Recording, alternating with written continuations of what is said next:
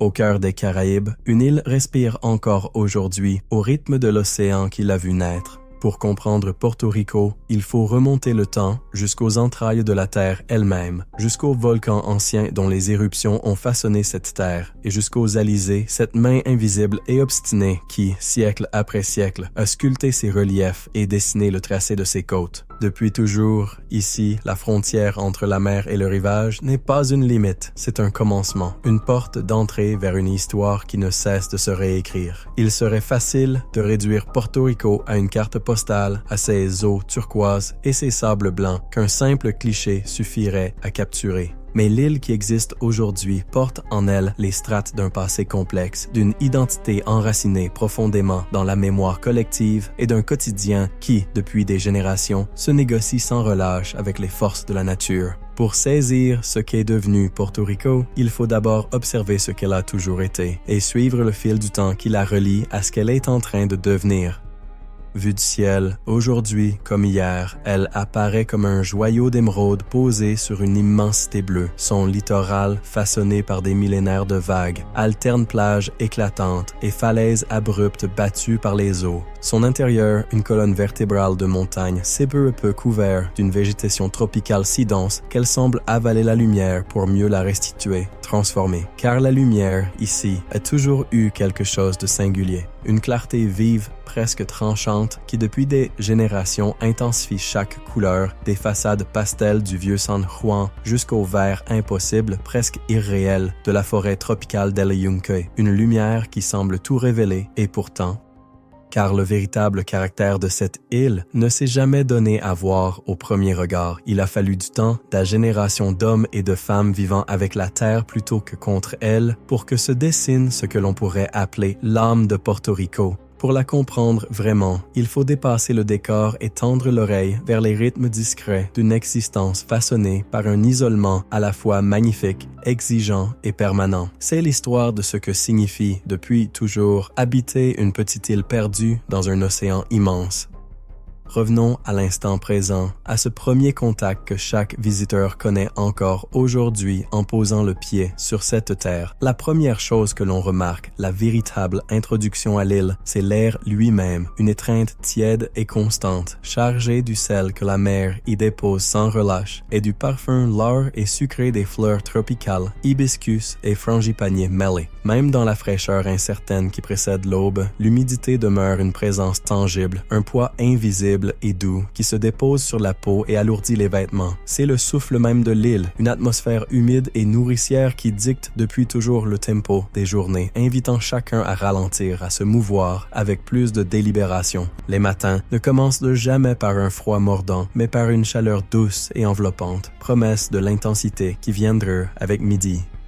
L'île s'éveille chaque jour à sa propre symphonie, un paysage sonore qui n'appartient qu'à ce coin du monde. Dans les montagnes, la brume qui s'est accumulée dans les vallées durant la nuit commence à se dissiper lentement, révélant peu à peu un monde d'un vert presque incroyable. Dans les villages côtiers, le premier son qui s'élève est le doux clapotis rythmé des vagues contre le rivage, rappel apaisant et constant de la présence inéluctable de l'océan. Puis, à mesure que le soleil grimpe dans le ciel, les alizés entament leur voyage quotidien depuis le nord-est, traversant les palmes des palmiers dans un long murmure. Ce vent est depuis toujours le climat surnaturel de l'île, un soulagement vital face à la chaleur qui monte, une force si constante que les arbres eux-mêmes semble, année après année, s'incliner pour lui céder le passage.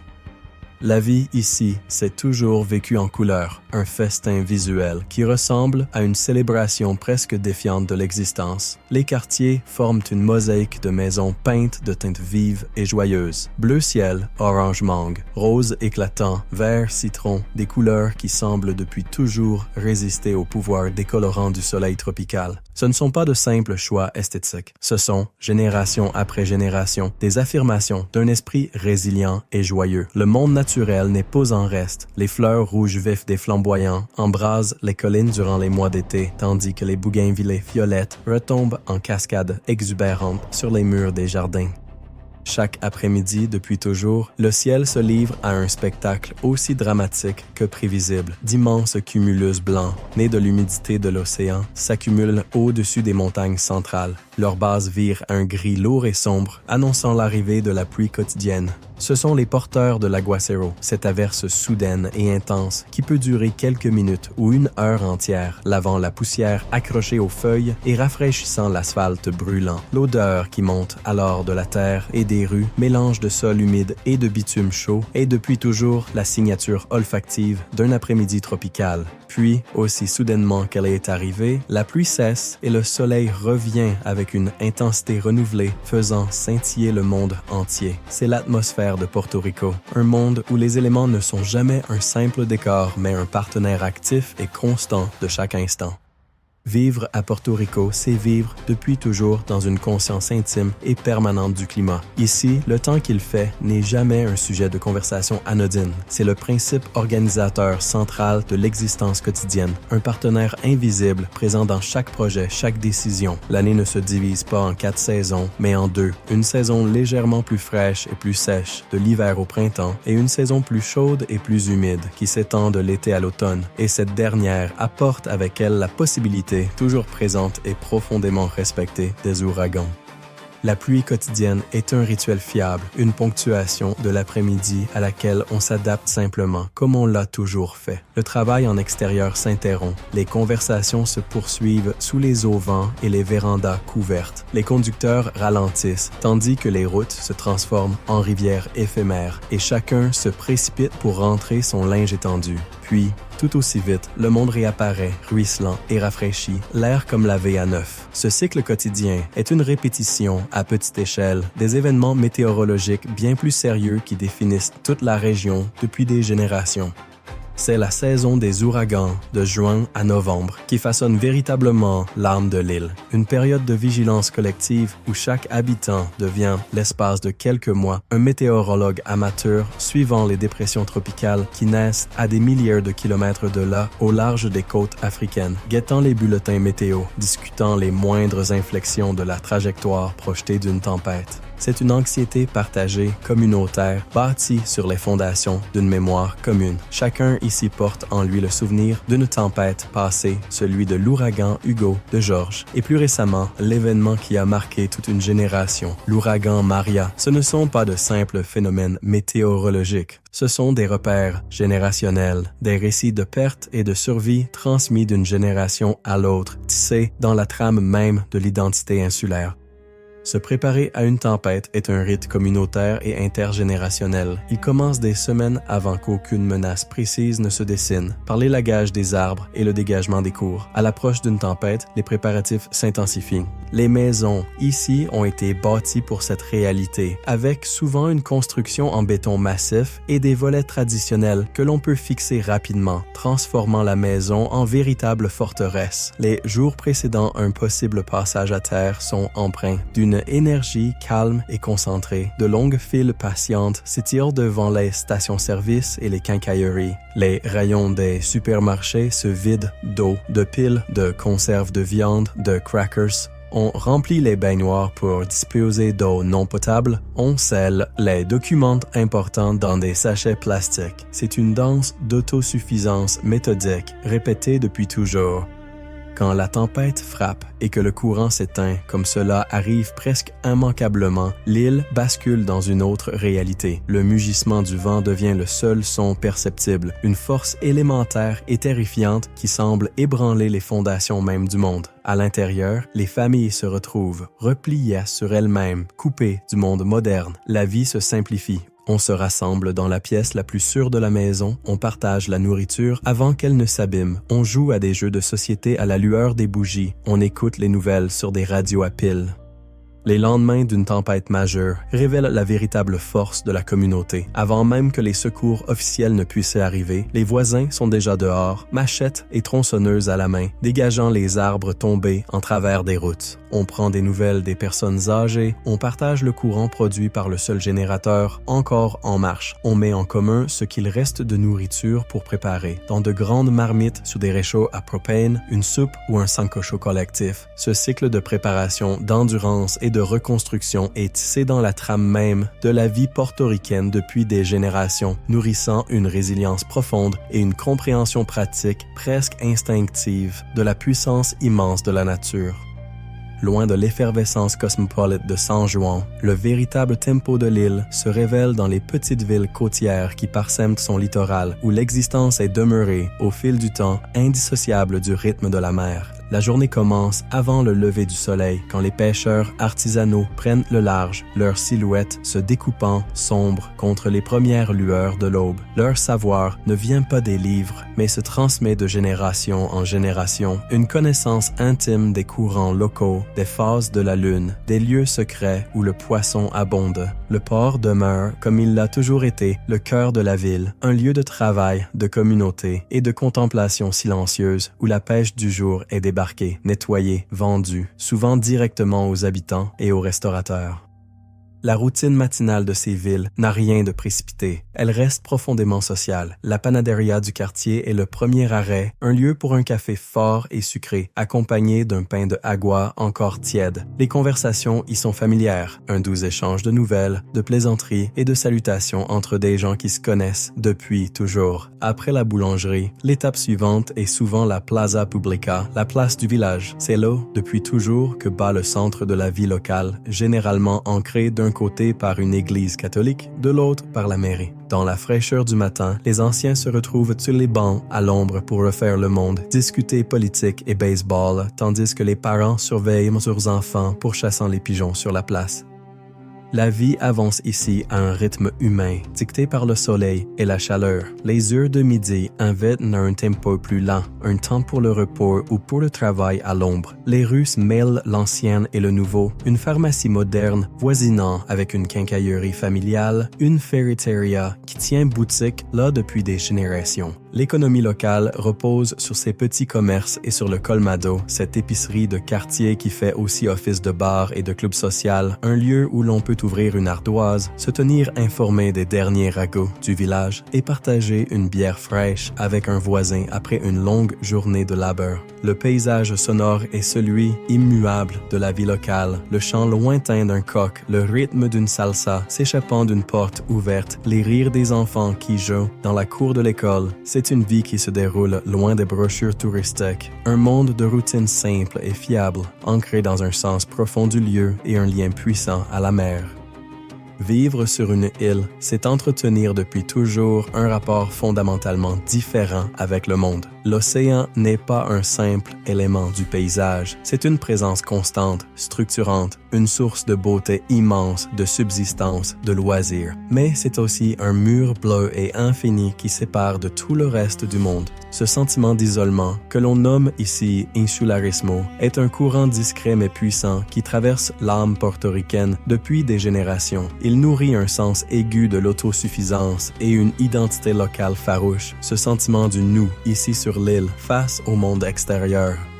Cette réalité physique se manifeste très concrètement dans la dépendance de l'île aux importations. Presque tout, des voitures aux appareils électroniques, en passant par la majorité des produits alimentaires vendus dans les supermarchés, arrivent par d'immenses porte-conteneurs qui constituent, depuis toujours, le cordon ombilical de l'île. Cette dépendance engendre un sentiment de vulnérabilité. Une tempête en mer, un retard de livraison, un conflit social survenu à des milliers de kilomètres de là peuvent avoir un impact direct et immédiat sur le quotidien, vidant les rayons et faisant grimper les prix. Cette réalité économique, on l'appelle familièrement la taxe portoricaine, une reconnaissance tacite du surcoût inhérent à la vie insulaire, aggravée par des lois fédérales sur le transport maritime qui limitent quels navires peuvent desservir les ports de l'île. Pendant les tempêtes, la puissance de l'océan devient à la fois grandiose et terrifiante. Les vagues paisibles d'un jour calme peuvent se transformer en une force destructrice et tourbillonnante, redessinant les côtes et rappelant à chacun la fragilité de cette terre. Et pourtant, la mer relie aussi. Pour les communautés des îles voisines de Vic et de Culebra, le ferry demeure, comme il l'a toujours été, un lien vital vers l'île principale. C'est leur autoroute, leur ambulance, leur bus scolaire. Leur quotidien se règle sur ces horaires et leur sentiment d'isolement est plus profond encore, celui d'être des insulaires au sein même d'une nation insulaire. L'océan est un paradoxe. C'est ce qui définit leur séparation, mais aussi le lien qui unit toutes les communautés de l'île, une frontière partagée que chaque habitant porte depuis toujours, gravée au plus profond de lui. À la fois barrière et pont, source de péril et source d'une beauté profonde qui bouleverse l'âme. La chaleur du climat a façonné, au fil des générations, la structure même de la vie domestique. Les maisons de Porto Rico sont conçues depuis toujours pour respirer, capter la brise, offrir refuge contre le soleil. L'architecture traditionnelle privilégie de hauts plafonds qui laissent monter les cheveux, des sols de carrelage frais ou de terrazzo poli. Les fenêtres, larges, restent souvent ouvertes, protégées par des moustiquaires et des grilles en fer forgées décoratives. Des rejats laissant entrer les sons et les parfums du voisinage qui se mêlent à l'atmosphère domestique. Le ronronnement d'un ventilateur au plafond ou posé dans un coin de la pièce est depuis toujours la bande-son apaisante de la vie familiale, un son si familier qu'on ne le remarque presque plus. La maison demeure incontestablement le centre de l'univers social, un lieu de rassemblement informel et constant. Le balcon ou balcon et le garage couvert, la marquesina, sont des espaces de vie essentiels. Ils forment un pont entre l'intimité du foyer et la rue publique, un lieu pour regarder le monde passer, bavarder avec les voisins par-dessus la clôture, profiter de la fraîcheur du soir. Le dîner familial demeure, depuis toujours, une pierre angulaire de la semaine, un moment de connexion où l'on partage les histoires de la journée autour d'un repas fait maison. La cuisine reste le cœur du foyer, le domaine de la mère ou de la grand-mère, un lieu de chaleur et d'arômes incroyables. Le grésillement du sofrito dans la poêle chaude, le bouillonnement de la marmite de riz et de haricots, le rythme du pilon écrasant les plantains pour le mofongo, ce sont là les ancrages sensoriels de la vie de famille, inchangés depuis des générations. Après le dîner, la soirée se poursuit parfois au salon, mais le plus souvent, elle déborde à l'air libre. Sur le balcon ou dans la marquesina, on installe une table pliante pour une partie de domino disputée avec passion. Ce n'est jamais un passe-temps silencieux. C'est un rituel bruyant, stratégique et éminemment social, ponctué par le claquement sec des dominos sur la table, par des cris de victoire, par des disputes amicales et enflammées. La musique est omniprésente, s'échappant de la radio d'un voisin ou d'une voiture qui passe, se tissant dans la trame même de la soirée. C'est une vie faite d'une intimité décontractée où la chaleur de la communauté est aussi palpable que celle de l'air. Combien, ailleurs dans le monde, connaissent encore ce genre de soirée passée dehors, portes ouvertes sur le voisinage, plutôt qu'enfermées derrière un écran? La question mérite d'être posée. Malgré sa taille modeste, Porto Rico renferme un monde d'une diversité naturelle à couper le souffle. Traverser l'île, c'est passer, en un temps remarquablement court, d'un écosystème à l'autre, tout aussi distinct que somptueux.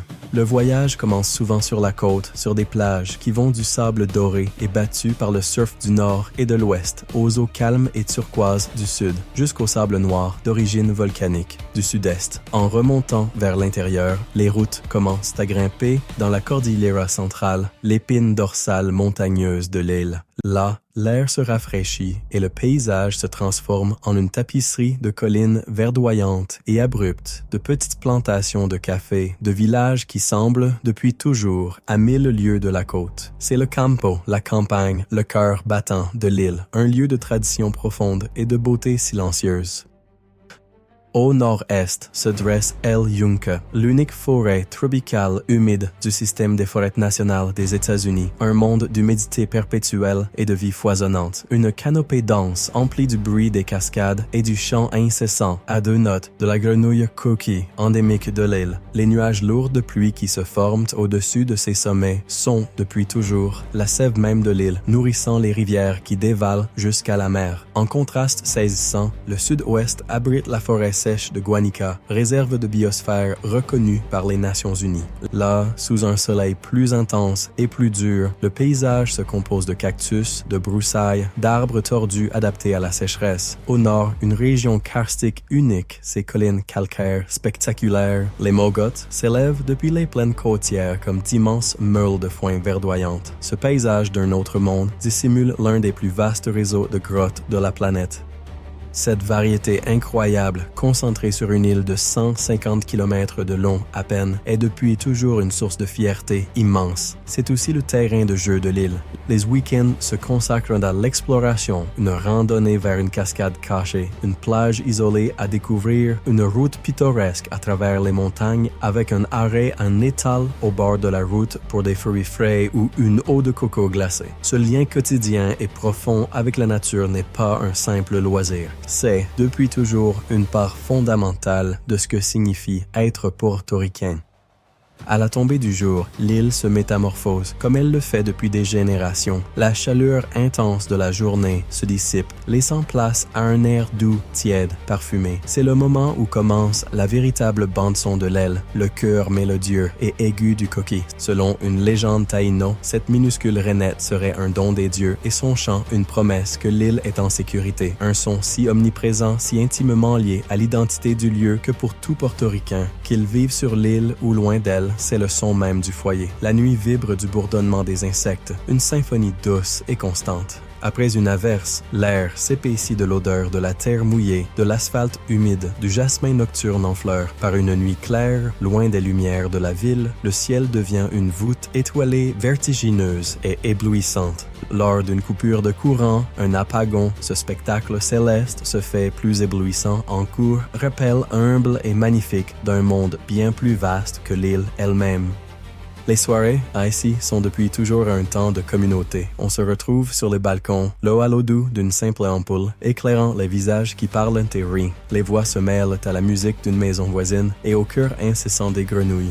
Le week-end, beaucoup s'adonnent à la tradition du Chinchorro, une virée tranquille, souvent à travers les montagnes, de bar en bar, s'arrêtant dans ces petits établissements rustiques au bord de la route qu'on appelle Chinchorros. Un voyage fait de nourriture, de musique et d'amis, une célébration des plaisirs simples de la vie insulaire. Les nuits portoricaines ne sont jamais silencieuses. Elles restent emplies des sons doux et vivants d'une communauté et d'un écosystème en paix, une expérience partagée sous un ciel tropical et tiède.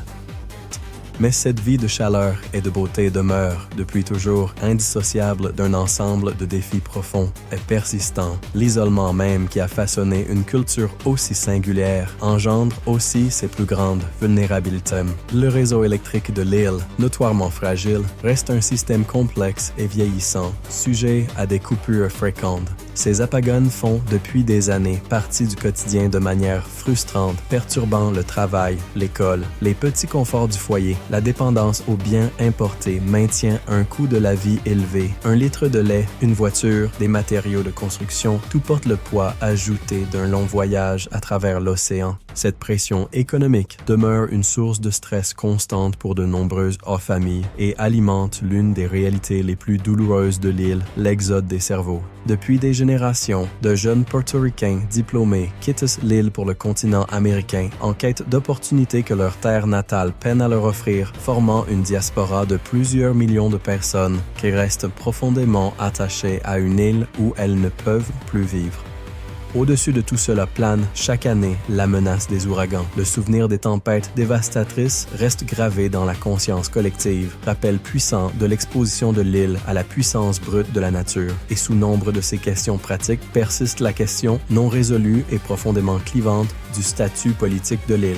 Le débat entre l'accession au statut d'État, l'indépendance ou le maintien du statut actuel de Commonwealth traverse en permanence la vie publique, source de discussions passionnées qui touchent aussi bien la politique économique que l'identité culturelle. Combien de familles ailleurs connaissent ce même déchirement entre l'attachement à leur terre et le besoin de trouver, loin d'elles, un avenir meilleur? Chacun jugera, selon son histoire, ce qu'il aurait fait à leur place. Ce ne sont pas là des problèmes passagers, ce sont les conditions fondamentales et durables de la vie insulaire. Et pourtant, c'est précisément en affrontant ces épreuves que se révèle le véritable caractère de ce peuple, un esprit d'ingéniosité, de solidarité, une résilience qui ne plie pas.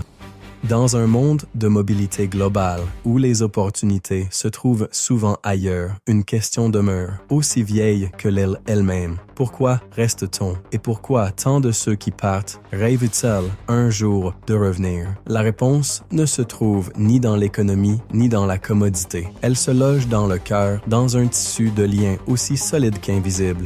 On reste pour les attaches indéfectibles de la famille, pour un tissu social si étroitement noué que personne, jamais, ne s'y sent vraiment seul, pour la certitude qu'en temps de crise, les voisins seront là avant quiconque d'autre. On reste pour ce sentiment profond et inébranlable d'appartenir à un lieu, à une culture, à un peuple. On reste pour l'identité d'être boricois, un mot de fierté qui porte en lui une histoire commune de survie, un dialecte musical unique de l'espagnol, un esprit résilient et créatif.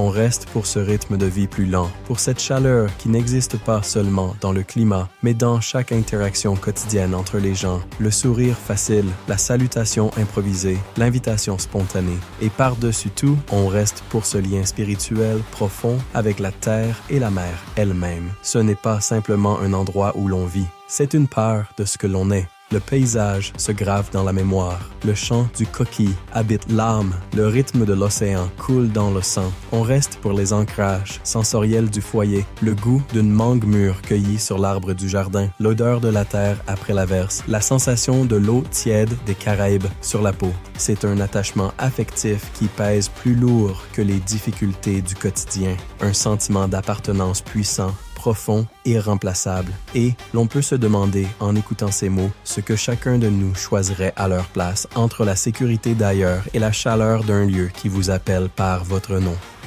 La vie à Porto Rico reste, aujourd'hui comme hier, une danse délicate et permanente avec les éléments. Un lieu façonné par la puissance du soleil tropical, la force de l'océan et la réalité, aussi belle qu'exigeante, de l'isolement.